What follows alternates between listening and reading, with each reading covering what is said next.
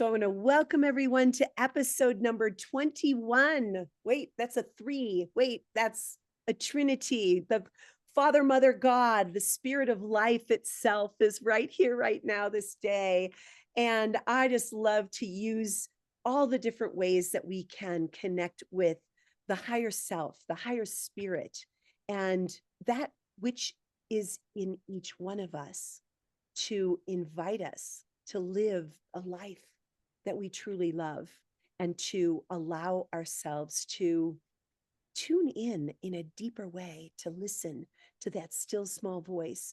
And even when the voice gets louder and louder, and we get to acknowledge that there's a deepening of trust through it all.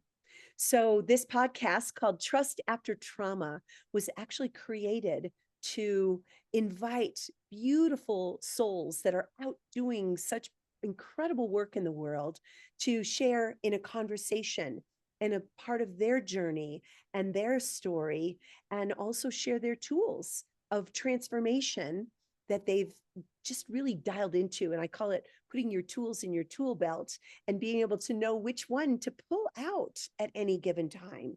So today we have a very special guest, and her name is Dr. Katja Rusanen, and she shares her personal story and her journey of healing and transformation. She's a #1 best-selling author, a spiritual counselor, empowering purpose-driven individuals to discover their spiritual curriculum, release energetic blocks, and unleash their full potential. Her pragmatic approach, combined with profound spiritual insights, brings fast results. Oh, we all love that. And holding a doctorate in spiritual science and master's degrees in spiritual psychology and spiritual science, Katja guides her clients to succeed on purpose. There's a lot of S's in that. So I want to You did welcome well. that came in through that beautiful invitation to welcome you to our podcast today. And from my heart to yours, feel a great big hug. I'm so grateful that you had time to share your beautiful spirit with us today. And I'm just really excited for this conversation and for all that you are going to bring to this beautiful audience that has now been tuning in for 21 weeks. And it's just really been such an honor to welcome you today. So I would love for you to get your voice in and share a little something about yourself from your voice today. Oh, thank you so much, first of all, for having me and giving this opportunity to share a message, because I believe our past does not need to equal our future.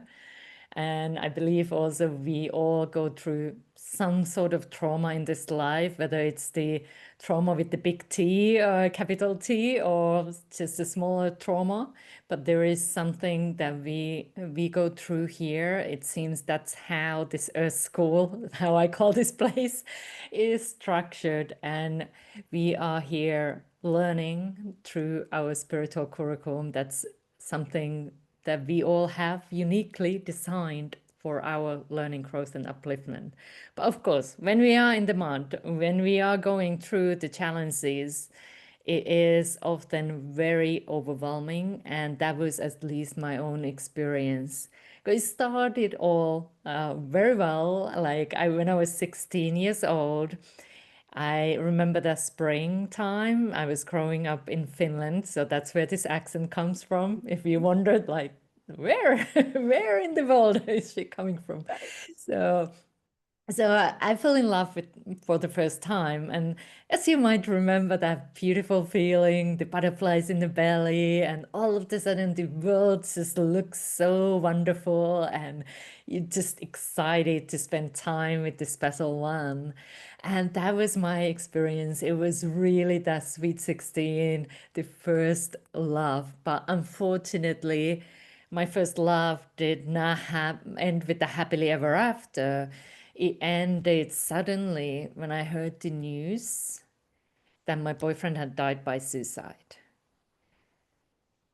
And that moment really I felt like my heart broke to thousands of pieces, and it really felt like my life stopped as well. Because the grief that I felt was so overwhelming. And at the age of 16, with the awareness that I had at the time, it really was end of my world too. Mm. And it put me into very, very dark place because I had this question, why? And I went through all the details, all the conversations we had, and I just tried to wrap my head around like why. And I was started to blame myself. I should have been more attentive, more attractive, more. Just being more, he would have stayed. That was the story I started to telling myself. Like if I would have been more, he would have stayed. Like from that 16-year-old mindset, that's I thought it was my fault. Like if I just would have done more, I could have stopped that. And because I even at that age I was very intuitive, but I had not been able to see this. I had not seen it coming, and I felt that I should have saved him. And that should put me into a very, very dark place. So dark that I was so close to follow his footsteps. But luckily, I got a gift of grace. That's how I call it now. Back then, I didn't have the word grace in my vocabulary, but now I know it was a gift of grace that brought some light into my dark mind on the 11th hour, and that made me turn back and choose life. And that choice then started my healing journey through the grief, trauma, and darkness. And that was the starting point. And thanks to the spiritual teachers that came to my life, and I have now found a way to make peace with my past. And that's the message that I'm so excited now to share with others, that it is possible to make peace with our past, whatever you have gone through, whether it's the trauma with capital T or the small t, but like it's possible. I have been able to do that, and I believe that it's possible for others too. Yeah. And I mean, so many different things that you just highlighted. And, you know, having an experience like that at such a young age, and then trying to, navigate through that and find your way when, Yeah, there weren't a lot of, there weren't podcasts around, there weren't even, probably a lot of books that, you know, because grief is also a personal journey. it is. For you to have found grace, right? And grace is not earned. I mean, our nonprofit is called, Grace's Place Foundation, and it's because it's the foundation that is within each one of us. And when we hold it as such a precious gift from God, that we didn't do anything to deserve it, but That's right. when we embrace it and we use it for the purpose of not only healing and finding wholeness within ourselves, but then I know your journey of this, you know, um, that had a foundation there. Your journey has been to help heal and bring guidance to so many people since then.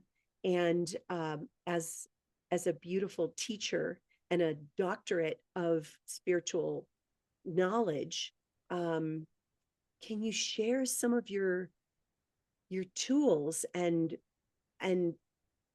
things that you found through that grace, and have even had this journey of, of your life to even embody it more? Yeah, great question. Thank you.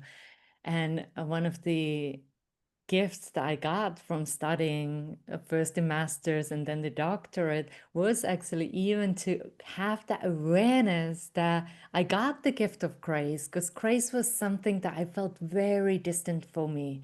It didn't feel something that I had never ever experienced. And then when I was writing my thesis, I was like, oh wow, I was bursting to tears. I felt like I got that. That was a gift of grace already back then. But I didn't have that word. It didn't resonate with me. And I wasn't ready to receive. And that's something that we often go through after trauma. We feel we don't deserve, especially if there is some sort of guilt that we carry. We often are not receiving.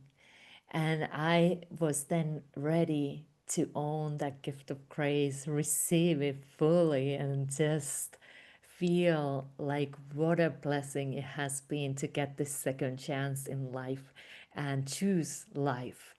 And one of the things that has helped me as well on my journey, I'm very much often in my mind, and I had that question why, and that was such a key question that put me on the spiritual path because I couldn't find the answers anywhere else. In the physical level, it just didn't make sense. Emotional was all that turmoil that was happening, and my mind was going just around the loops like why. But it was the spiritual level that helped me to start seeing my life from soul's perspective. And often when we go through trauma, there are like, why in the earth these things are allowed to happen in the world? So much suffering in a place. And it just doesn't make sense in a human level often. So what we need to do is to see things from soul's perspective. And when we see things from soul's perspective, is that we focus on the lessons, what we are learning in a positive sense. And that's a key there, in a positive sense, through these experiences that we are going through. And that's one of the steps on my book, the Your Spiritual Curriculum, 5 Steps to Make Peace with Your Past and Transform Your Future. Like, start seeking lessons. And how do we do that? Because if we are not seeking lesson, often we just see the suffering. And I did this for so many years. So if you are there just seeing the suffering, I did that too. I was focused on the suffering. And guess what happens when where we focus on? That's what we see. And I saw more and more just suffering's darkness. And then the spiritual teachers started to help me to, how about if you start seeking the lesson? What have you learned through this experience? And one of my key lessons is learning to love myself again, learning to love life again, learning to love God again. And because trauma often causes separation, whether you call it God, spirit, the universe, whatever word resonates with you, but trauma can make us feel separate. And that separation adds on the suffering. So when we start then seeking the lesson, I started seeing, oh, I am learning to love.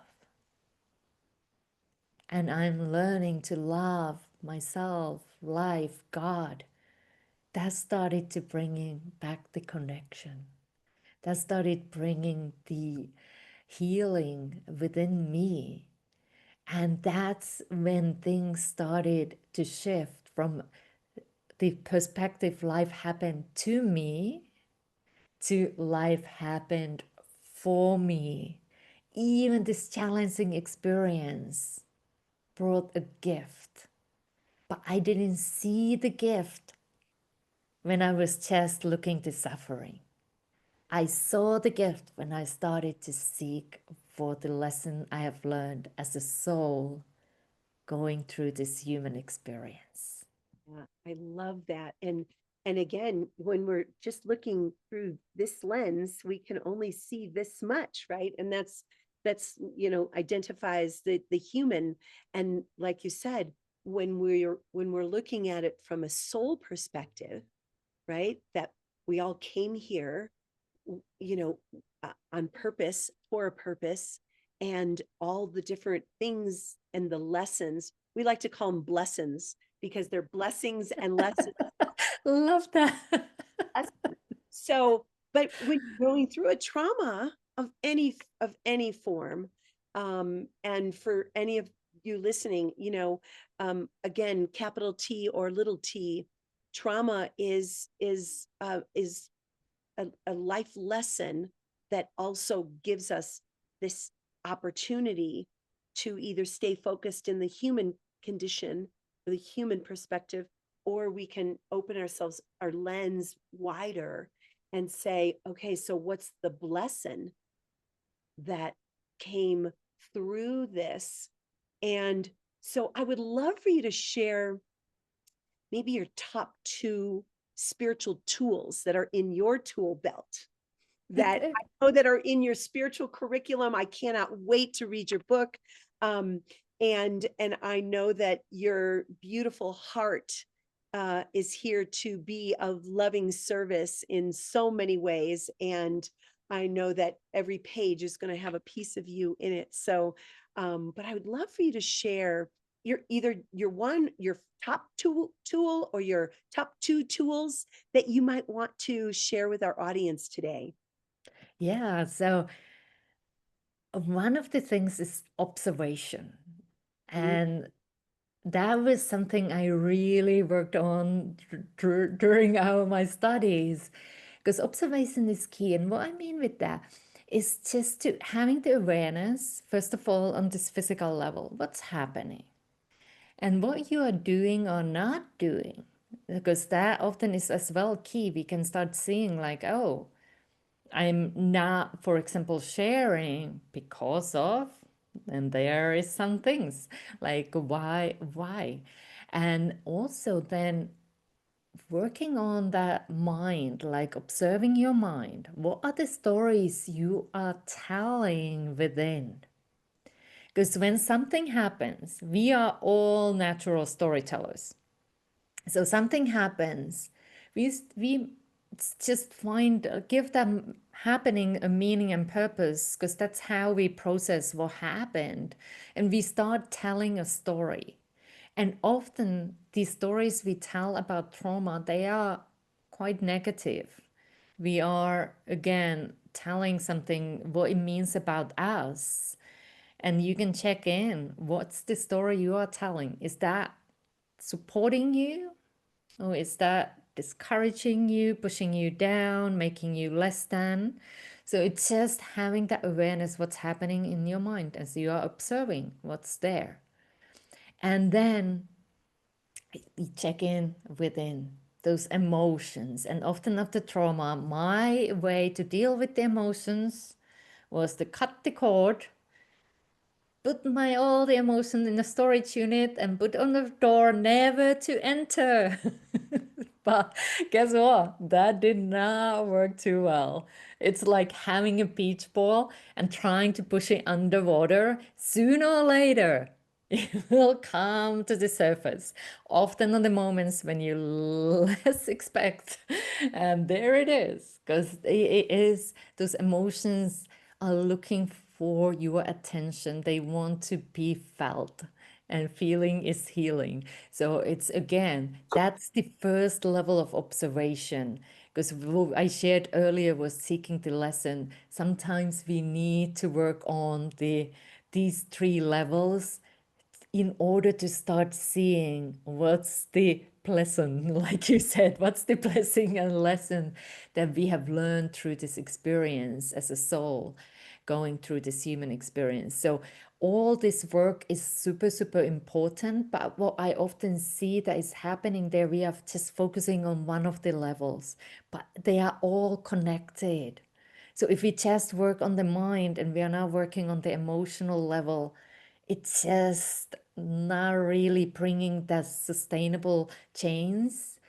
And that's why you might feel like you are peeling the never ending onion. Because many people I work with, they are like, but I have worked with this already. I have done so much healing and clearing and all kind of beautiful, beautiful things. And they all do count. But we need to work holistically Yes. and and support all those levels as well as the spiritual soul level, because that's where the real key to liberation is. Yes. love that. And, Reverend Michael, I'm an agape practitioner, and Reverend Michael would always say, we never arrive, we're always arriving. Mm, We're never done. There's this spiral of, evolutionary expansion, and our spiritual growth doesn't have a ceiling. It yeah, doesn't have a ceiling, it's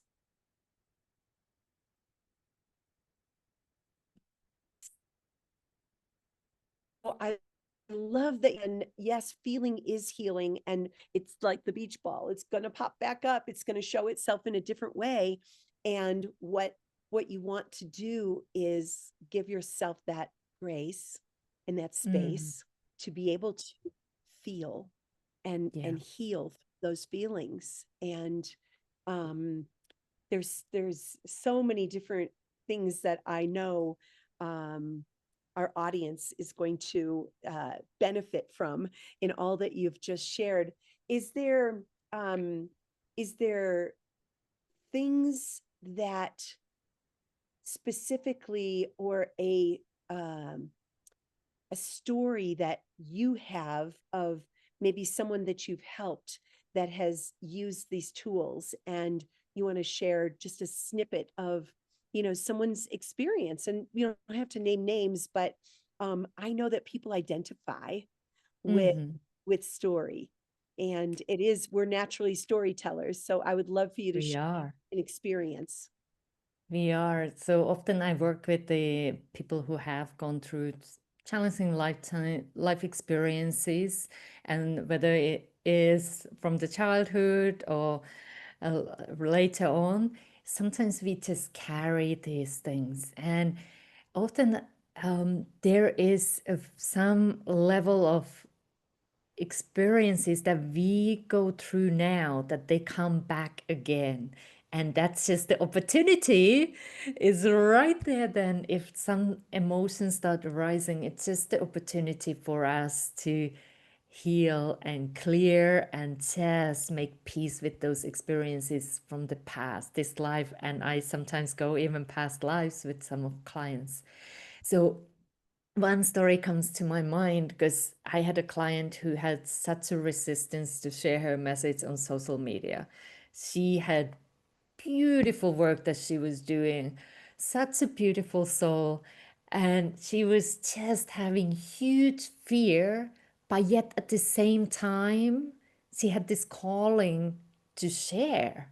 So she had this inner turmoil like, I want to do it. Oh, I can't do it. I want to do it. I can't do it. And it just went on and on. And then one of the sessions, we worked on her, like, where does this come from?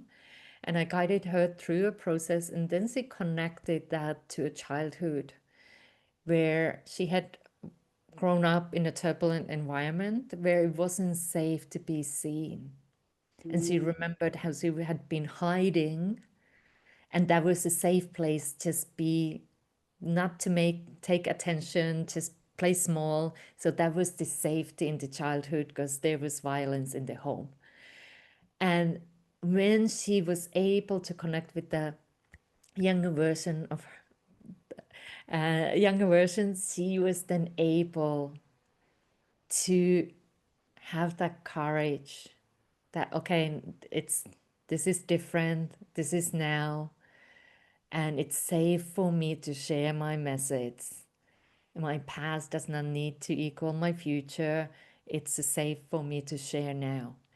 And that just opened a new door. And I was like, she got her freedom. yes. And I just want to help people to gain the freedom, whether she would do ever social media, but she had a choice. She could choose to do it or she chose not to do it, but it gave her that freedom of choice. It didn't come from that fear because she Right. was able to find that peace within with her past. And Mm, that's what I really love helping my clients to do, is making that peace, because that way you have the freedom. You liberate yourself from the prison of the past. You get the key and you can open that door and be free. And then you can choose what you want to do in life. And that comes from that choice, not from that fear. Oh, that's so beautiful. From fear to freedom. I love that. And so many beautiful things that you've shared. How can we stay in touch with you? I know that your beautiful book is available. Can we get it on Amazon? Do you have a website that you can share? And I will put everything in the show notes too for everyone who's, a visual. But we'd love Yeah. to say how can we stay in touch with you?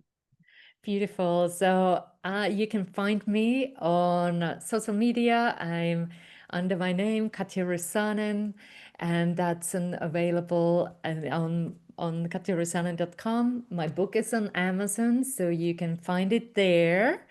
And it is an opportunity for you to learn more of those 5 steps.